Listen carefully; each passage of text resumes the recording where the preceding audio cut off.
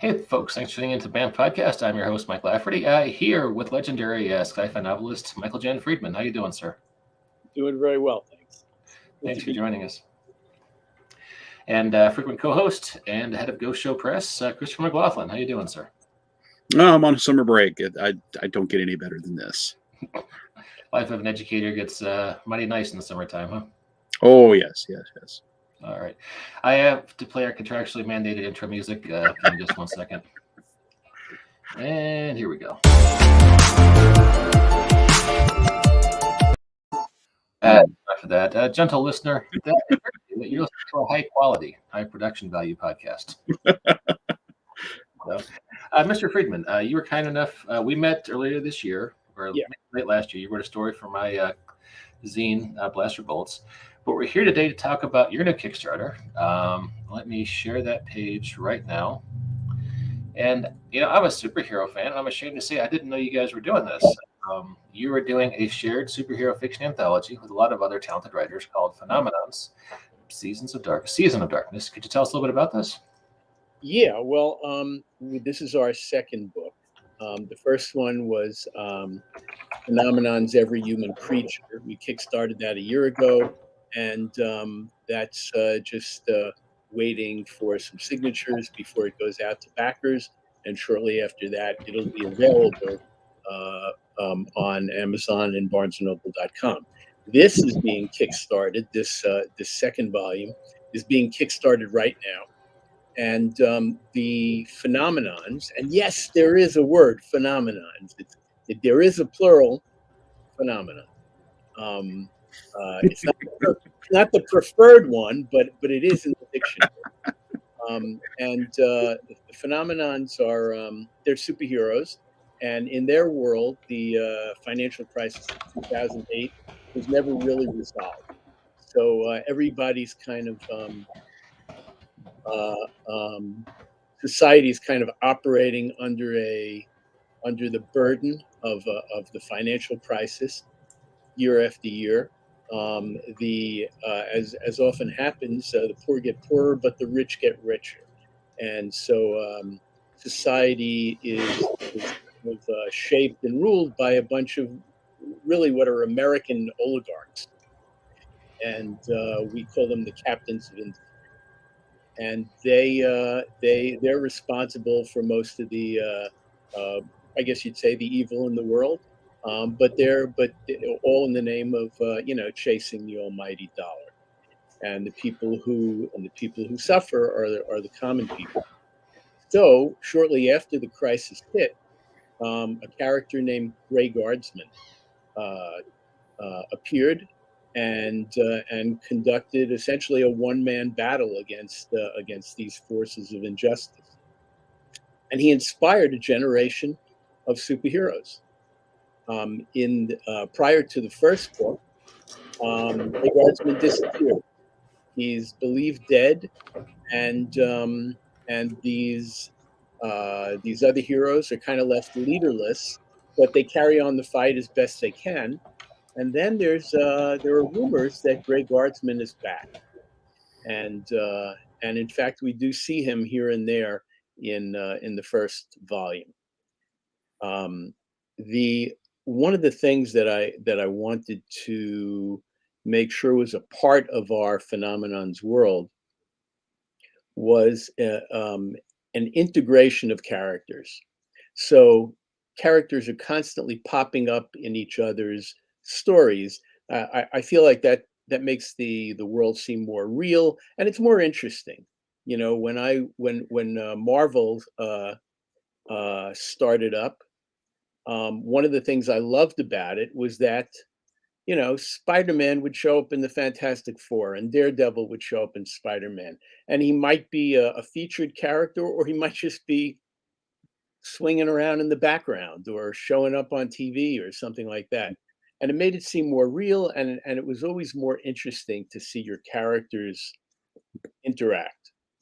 So when we put together our roster of writers, that was one of the things I charged them with. I said, you have to work with each other, and I have to say they weren't reluctant at all. They love the idea, and they're having a lot of fun with it. In this second volume, where things are accelerating, it turns out that there's a villain behind the villains, sort of a capo de tutti capo, and things are, as I said, things are accelerating, and this world is becoming more and more interesting. I have to admit, when you described your world at first, I was like, well, that sounds really true to life. Well, you know what? When we started this, we were not in a financial crisis, and I thought, wow, I wonder if everybody will believe this, that this could happen these days. And unfortunately, life is imitating art. Indeed.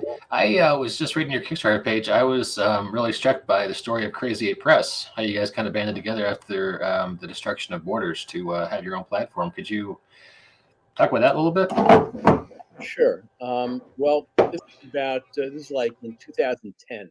For a while, I'd been bending the ears of my friends, telling them that, we have to get together. We have to come up with something whereby we can go direct to the reader, because things are happening. People are reading less. Advances are going down.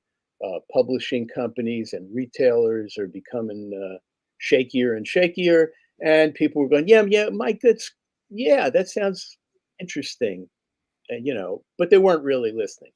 And then finally, when Borders went out of business, they started listening. I actually I came out of the bathroom at a convention in Baltimore, and expecting, just to come back into the convention. And there was a gauntlet of my fellow writers waiting for me.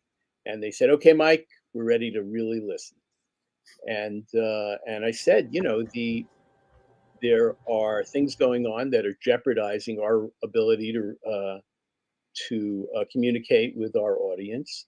As I said, publishing companies, retailers, and there were also opportunities that didn't exist before, because we had, for the first time, we had the means of distribution, we had the means of production, we had everything really except the ability to get in advance. So, and publishing companies didn't do any marketing anyway. So, we could hardly do a worse job with that. And we said, you know what, we can do this. We're never gonna come up with the numbers that traditional publishing companies generate in terms of readership, but we don't have to, because we'll be making 10 times what we used to make on each book. So there was still numbers that we could work, and we got together. We started publishing stories that we'd always wanted to publish, but couldn't for one reason or another. For instance, I had a story that I'd taken around to some traditional publishers, even to DC Comics, about a 21st century Aztec Empire noir murder mystery, something that turned on the end of the Mesoamerican calendar in 2012. And people loved the idea. Editors loved the idea, but they couldn't buy it, because they said, well, so let me get this straight. It's a 21st century Aztec Empire noir murder mystery. If I gave that to a bookstore buyer, his head would explode. So there's no way. But if you publish it, I want to read it. So that's the kind of response I got. But I was really passionate about it. I really thought it would be an interesting story. So when we started Crazy 8, that's one of the first things I did. In fact, wait, hang on a second. This is the book that I ended up publishing. It's called Aslan, the Meshtla Kulua Mysteries. And this is exactly what I'm talking about. So this is a Crazy 8. There we go. Crazy Eight publication. And we were able to do that. Each of us was able to do that with the projects that he or she always wanted to publish but couldn't, because traditional publishers needed certain numbers and had certain relationships with bookstores, and they couldn't do that. So I'll give you another example. Peter David, one of my friends and colleagues in Crazy Eight, had an idea for a vampire story that he wanted to publish. It was about a guy who I believe his mother was a vampire hunter, and he becomes a vampire. And I think it's called Pushing Up Stakes. And so he took it to traditional publishers. Peter did, and then and they said, well, first of all, you're not a woman. Sorry, Peter, but you have to be a female writer to write about vampires. Secondly, it's a male protagonist. That's not going to fly. And thirdly, it's funny, so that's not good either.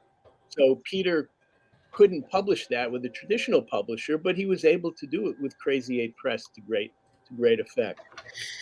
So that's the kind of thing we do at Crazy Eight.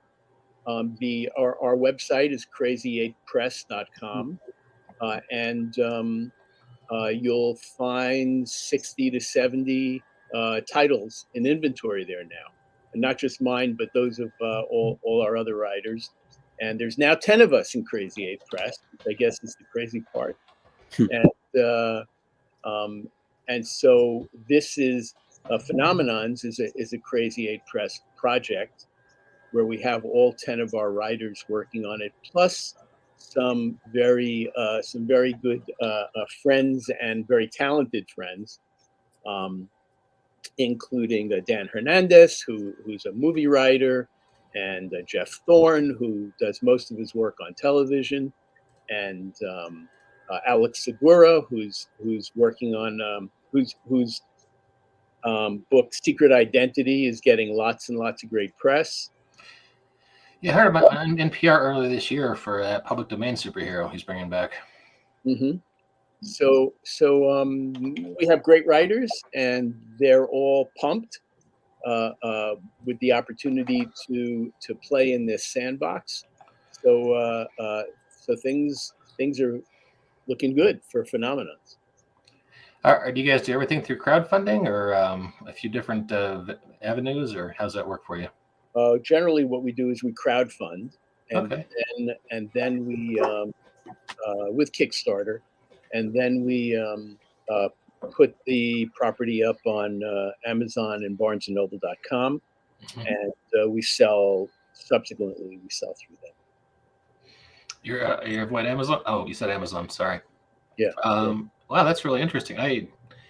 I've been a fan of yours for years. I didn't realize. I guess I wasn't a good enough fan. I didn't realize you've been doing this for the last decade. So. Yeah.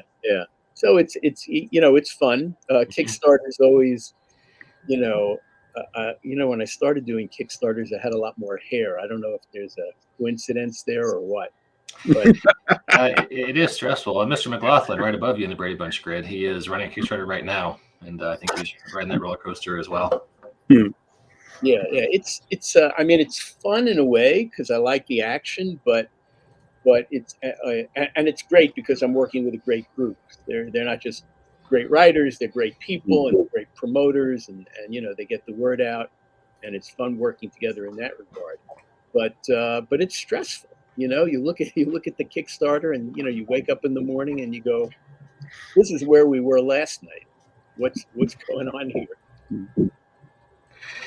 Yeah, I definitely know what you mean. Do you mind if I show Chris's Kickstarter just real fast?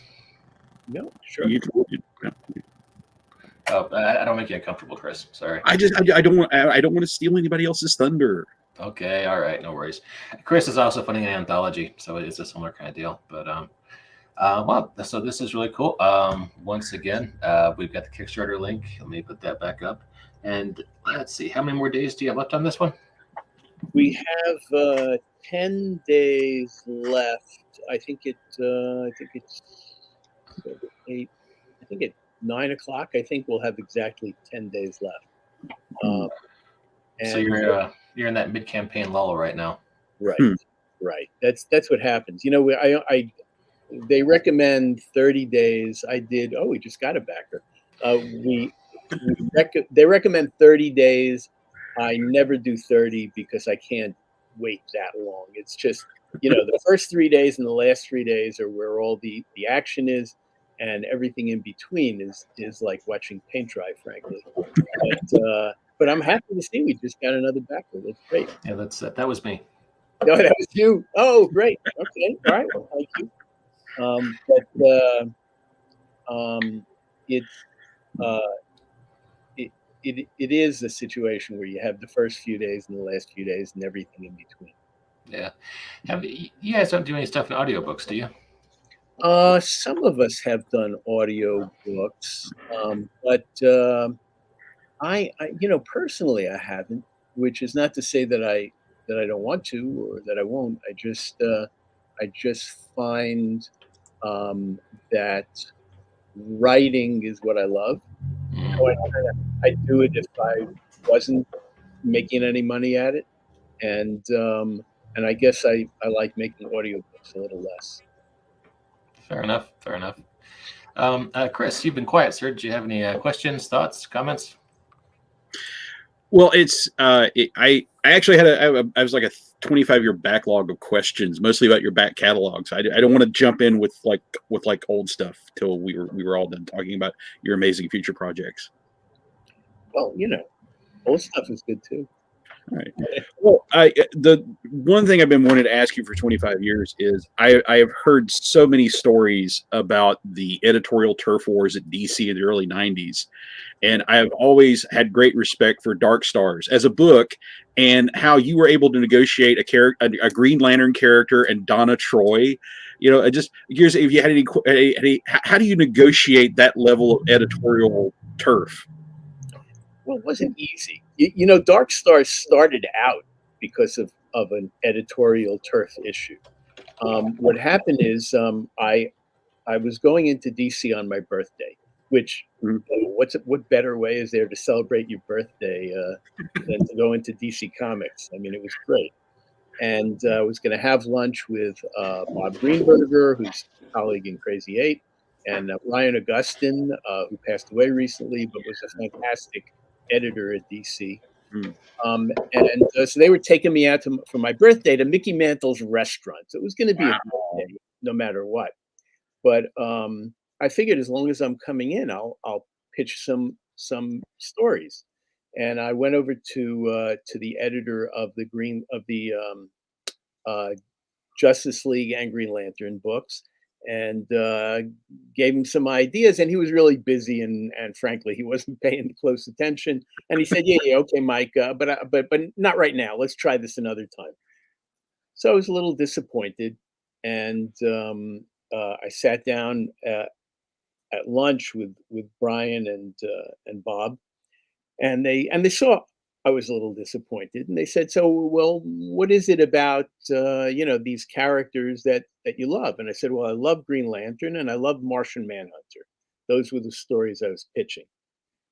And we came up with the idea together of mashing the two together, mashing the Green Lantern idea, the Green Lantern core, with the Martian Manhunter's alienness. And we came up with Dark Star and the Dark Star force. So that it was really born of those editorial, territorial kind of not battles, but maneuvers. It was always a little difficult working in the DC universe because, for instance, I wanted to use the villain Evil Star. Yeah. Villain, right? And seemed like Dark Star, Evil Star, seemed like a natural, right? But Kevin Dooley, who was the Green Lantern editor at the time, said, "Nope, I don't know about that. I think we may be using him." So it's like, well, can I? Can't I? And finally, they did let me use him, but it took some arm twisting. They said, "All right, but you got to put him right back here because that's where we're going to pick him up." In the early issues, I had the Hawks in the book, and that was a negotiation. There's a if you're an editor running a book about, we'll say, the Flash, you want to have a clear field ahead of you. You don't want to have to find out that somebody's guest starring your character and precluding something you want to do, or conflicting with it, or anticipating it. So, it's sort of inevitable that you get these territorial conflicts, this friction.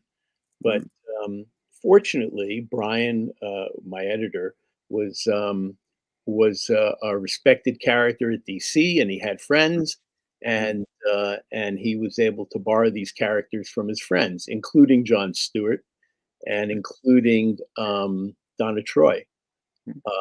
It was, as I recall, one or maybe even both of them were actually given to me. Like I didn't have to go out and say, "Can I have them? Can I have them?" Because I did that too, and not always successfully. But I think they said, "You know what? We need to keep this character alive, but not in the place that they normally frequent. So you want to use them for a while." And it was good because it kept up interest in the book and gave us some opportunities to do things that we wanted to do, and it kept, frankly, it kept the book alive, because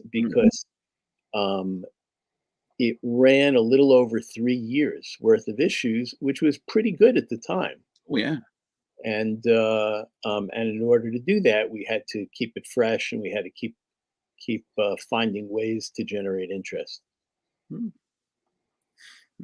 So Now, 25 years you've been waiting it. You could have just emailed me.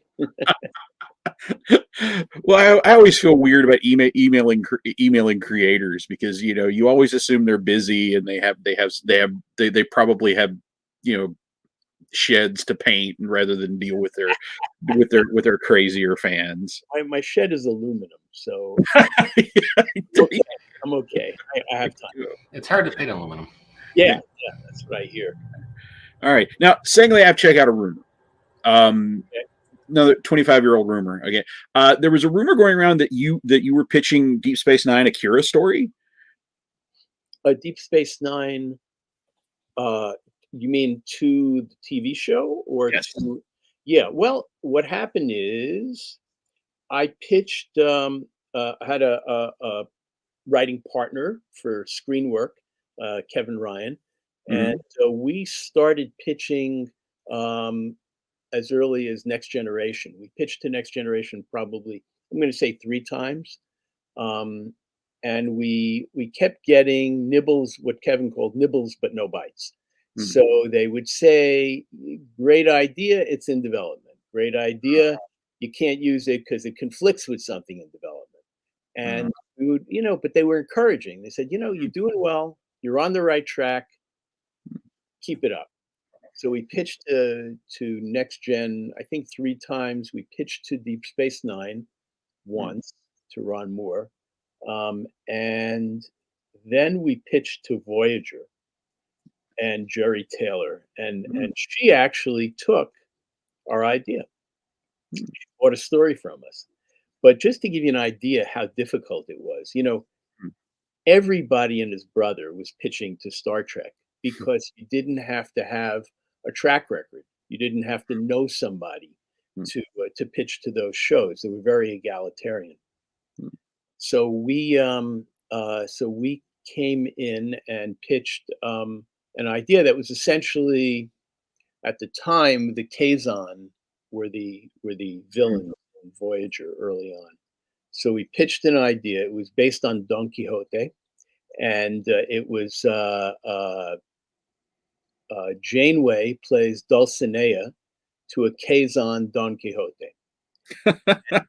And it was a high concept thing, which is good. Yeah. That's what you want.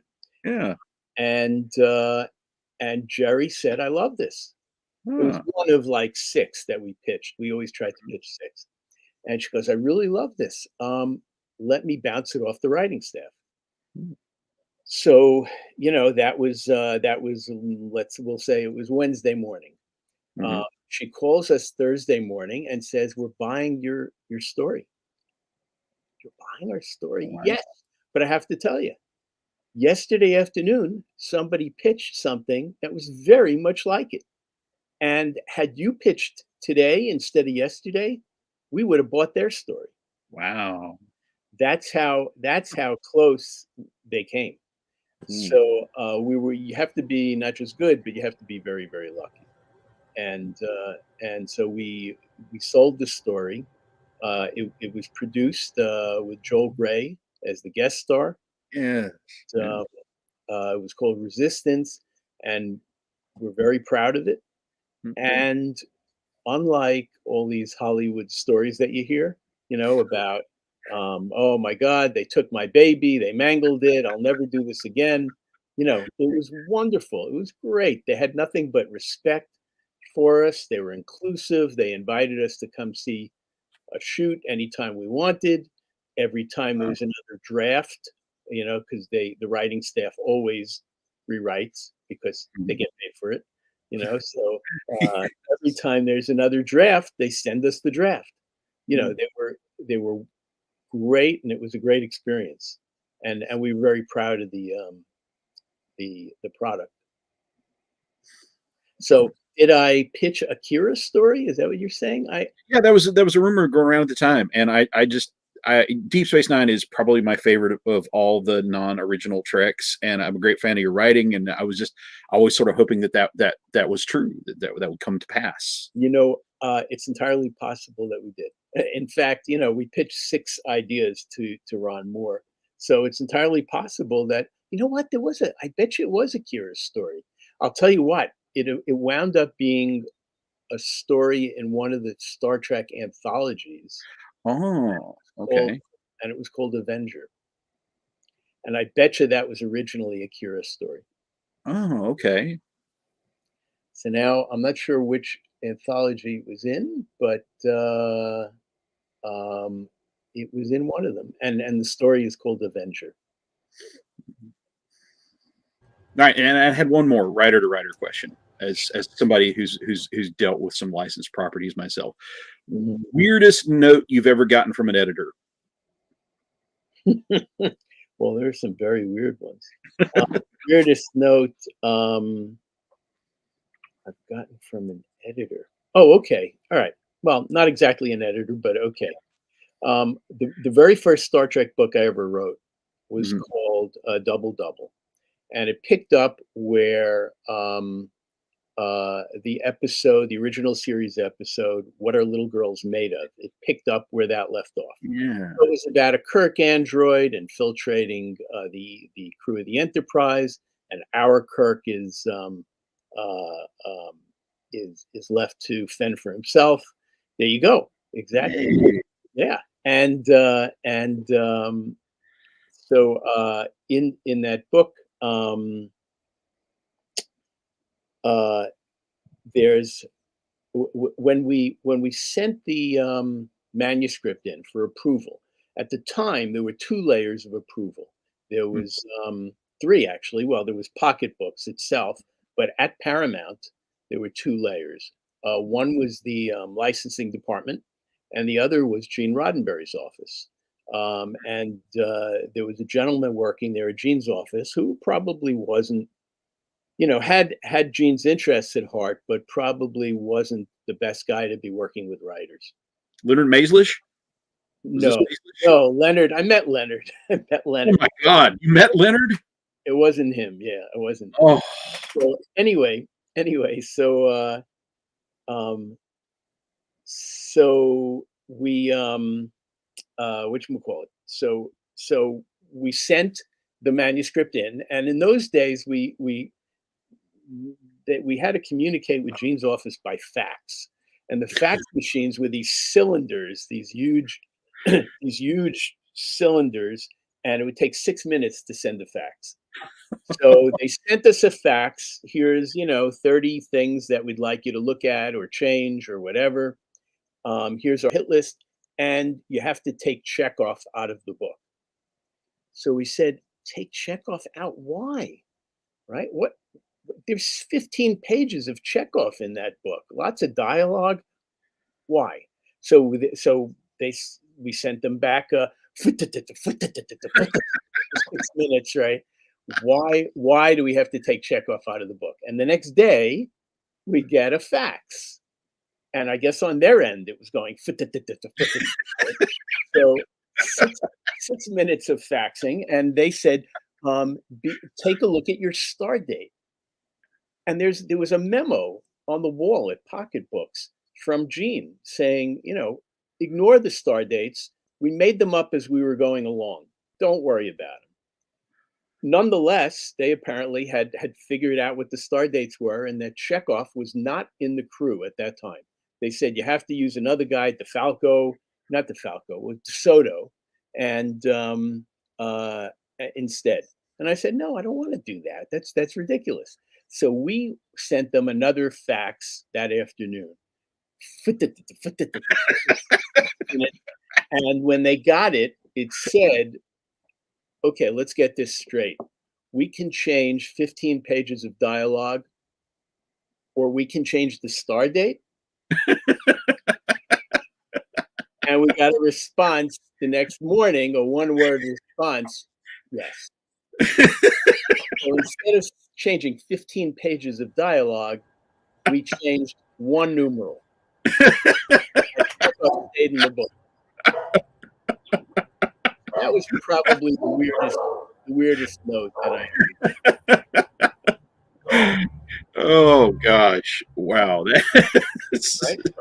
You can't, as they say, you can't make it up. Yeah, absolutely. Oh. So there you go. It's now don't wait another 25 years. Promise.